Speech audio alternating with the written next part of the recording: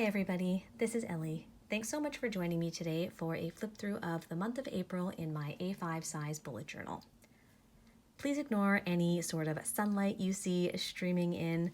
It's the late afternoon, but I did want to leave the windows open because it's a gorgeous day. I've been in this Leuchtturm for just over a month now and I am really loving it. I haven't been using a cover on it for the most part, so you can see it's starting to get a little bit scuffed and grimy on the back. I did have it in a Phelps Designs A5 clear vinyl cover, the same one that I have on my Hobonichi cousin, and it fit really, really well in there. I do also have a Sojourner folio on the way, and I will definitely share that with you guys when it comes. As for the bullet journal itself, not a whole lot has changed. I've added my email, my name, and a sticker on the front here. This is my bullet journal key. I don't usually include this in my setups because I'm so familiar with this, I don't need the reminder. But I have had a couple of people ask, so I did create this as a community post here on YouTube and posted it on Instagram as well. And then I figured since I had it, I could just stick it right here. This is a sticky note from Caffeine and Paper Co. I got it when I won a giveaway of hers and I love that. So I really enjoy having this in the front of the bullet journal. As for my index, I've been keeping up with it. I only index the spreads that I know I'll want to refer to. So you'll see when we're in April's daily pages that I do have a lot of video notes spreads, but those are just the notes I keep when I edit my videos, so I remember the links that I want to share. And once I'm done with the video and it's posted, I don't need to refer to that again, so it never gets indexed. But I did add in a space for my brain dump pages. I actually left 2 lines for that because I know those will be ongoing. I also made some wardrobe notes and notes on how I want to use my cousin, so that made it into the index as well. Nothing's changed. I haven't had to add too much to the future log. This is my first tabbed page because I get to this most mornings. The goal is every morning, but it's a work in progress. Then I do my movement and meditation trackers, so I've been keeping up with these pretty well.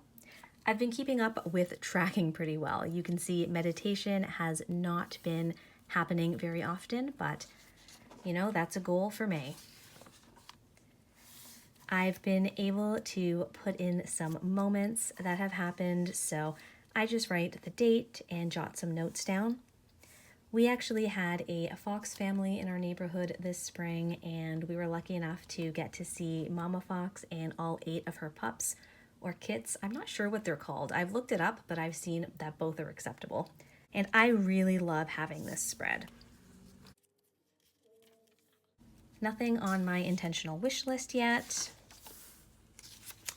And then we move into April. I will link the setup video above if you wanted to find out where any of the stickers or anything are from. But we move right into my calendar. I really enjoyed having this larger sized calendar. It let me have everything I wanted in the spaces, so holidays, appointments, birthdays or special events, and my Instagram schedule. And it was really, really effective. I also liked this flap because this still feels like one whole spread. I never forgot to do any of these pieces. So we have my task list. I, crossed off what I did, migrated what I needed to, scheduled a couple things, and marked some off as irrelevant. My Calendex is just memories. In the past, I've included things like appointments and events, but because that is all on this calendar right here, that frees this up as kind of an index of memories. And I don't need to write in it every day. I don't put that pressure on myself, but I can usually find 1 or 2 things to jot down. I mentioned in my May setup video that this habit tracker did not work at all for me, and you can clearly see that that's the case. This is an idea that I took right from one of Ryder Carroll's bullet journal videos, and I thought it was really handy to just add it on to the Calendex because this was already set up. I also really liked his idea of kind of going ahead and planning which days you wanted to complete habits on so that you could look at it a week at a time, reevaluate, and, make any realistic changes that you needed to for the next week. But I found that for me, having to do that extra step of planning it out ahead of time just was not going to happen. Ultimately, the goals that I put here are goals that I would like to do every day. So I think that was the main reason. The other thing is that I don't love the vertical tracker like this. I'm used to doing horizontal trackers and it's just easier for my brain to process.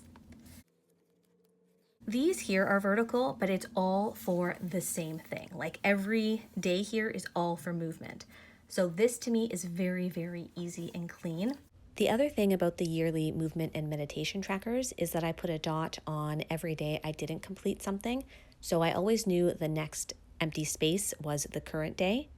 I didn't do that on this tracker because I thought I only could put dots on the days where I wanted to do the habit. And I honestly just didn't find it that easy to follow. So yeah, this one didn't work for me. If you saw my May setup, you'll see that I did a horizontal tracker and that is going much, much better for me. That is what I love about the bullet journal. You can try new things. That's the only way that you'll know if they work for you.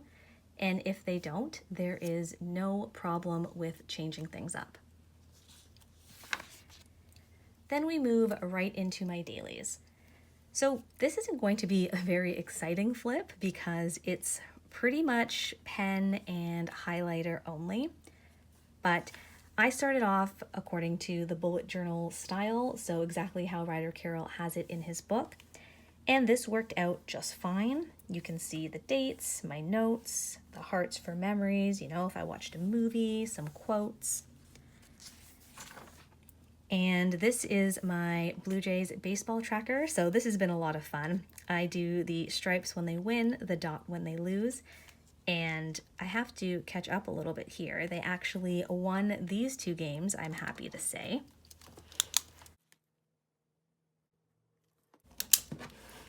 The pen that I'm currently using, if you haven't seen me mention it yet, is the Uniball Signo in the 0.38. This is a gel pen that does have some dry time. I started off the month, so this whole spread here is done in the Uni Jetstream 0.7. I love the Jetstream. It just wasn't quite as clean as I wanted it to be. I felt like I was having a little bit of inconsistency with it. I'll see if I can show what I mean up close later on, but both pens are wonderful. It was just something I wanted to change, and I'm liking the consistency of the gel pen right now, so that's what I'm using. Here I'm trying something a little bit different. I'm bringing back this line separating my tasks or notes from the signifiers. This line is inspired by ANS plans, and I just love how clean it is. I've also started using my Tombow of the month, so this month was the 620 to highlight the days. I really like how that pops and just makes it easier for me to find things, especially because I now do have multiple days on one page.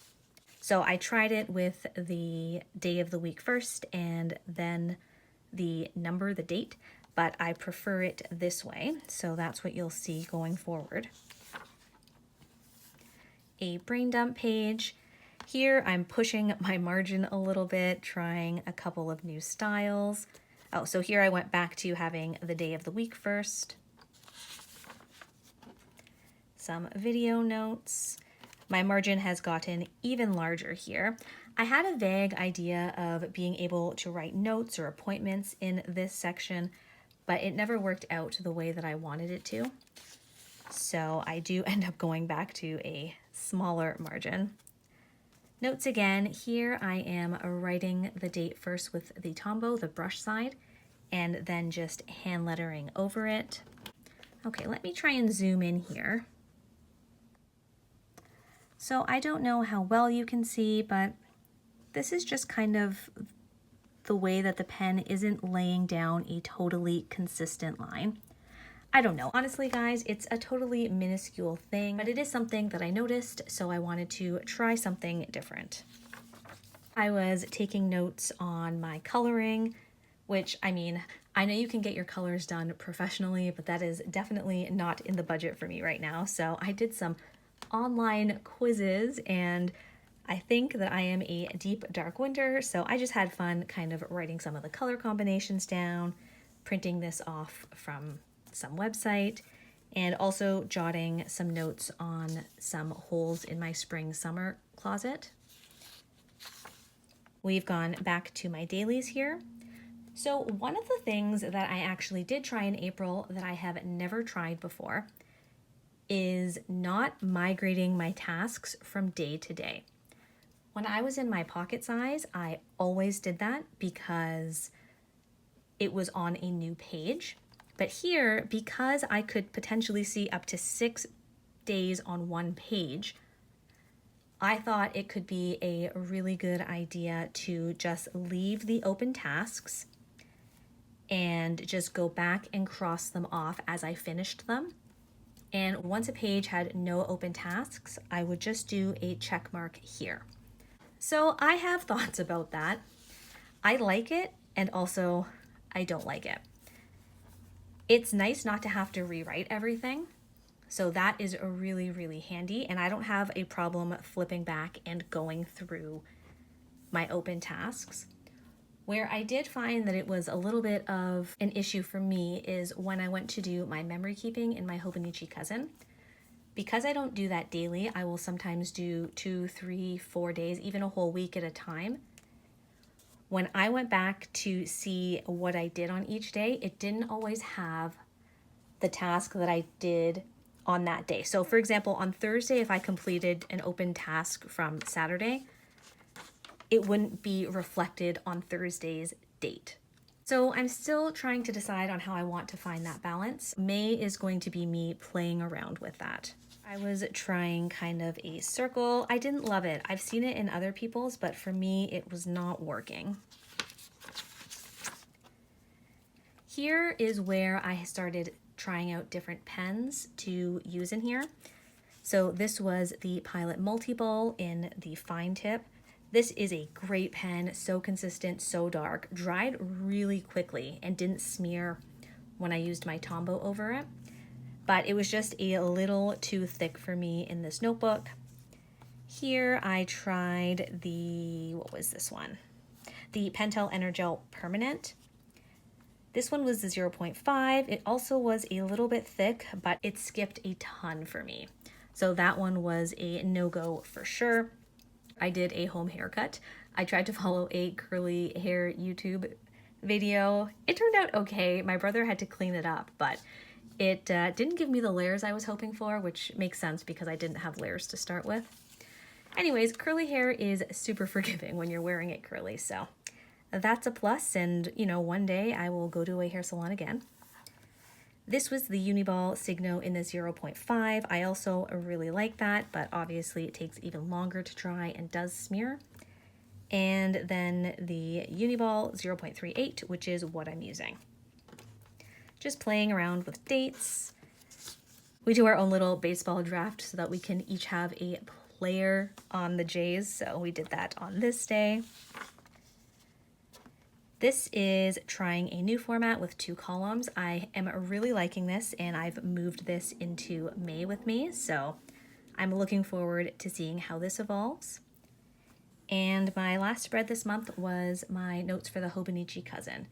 I'm just trying to figure out still how I can use it in a way that's the most effective and fun for me and without too much repetition.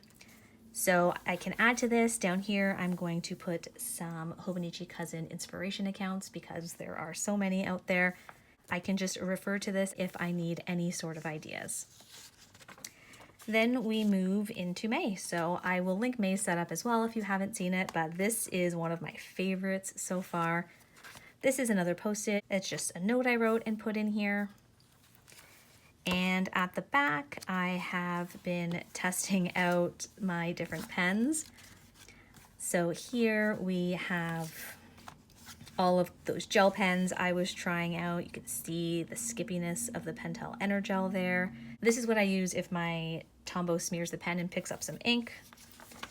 Have a couple of those pages. I did a separate page here for brush pens. Here I was trying to choose a kind of pink or neutral for May. And then I also received some Pentel pens as part of their Canadian Ambassador Program. So I have a spread here where I tested them all out, and as you can see, they're all beautiful.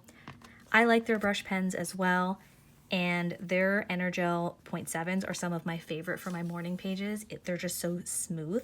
So none of those bled through, or maybe a teeny bit of bleed through actually with this dark blue brush pen, but nothing that bothers me. So that's how April turned out for me. A lot of trial and error and figuring out what works for me in this bigger size, what doesn't, and getting ideas for what I might want to try. I hope you're all doing well. Thank you so much for watching, and I'll see you next time.